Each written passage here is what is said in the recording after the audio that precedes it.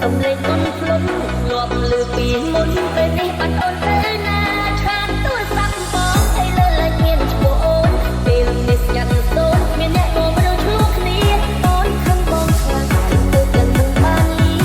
ពុំងារបងពុក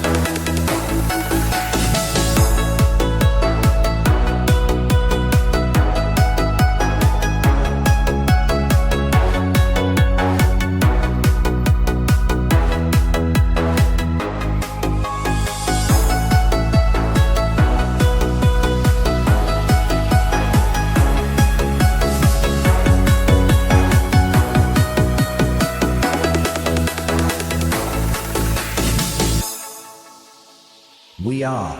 Family TSRC team. នឹកមនុស្សស្រីម្នាក់ដើរទៅឆ្ងាយនឹកមនុស្សស្រីម្នាក់ធ្លាប់ក្បែរកាយ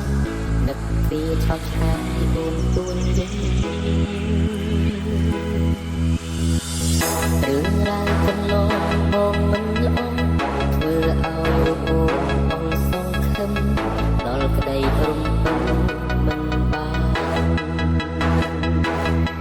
ឲ្យអូនជឿឲ្យអូនទុំឲ្យអូនខាងគួរមកដូចលក្ខខណ្ឌទៅនឹងរ៉ាវដដែលសន្យាឲ្យទៅតែខូចអូនទុំតោះអូនទុំ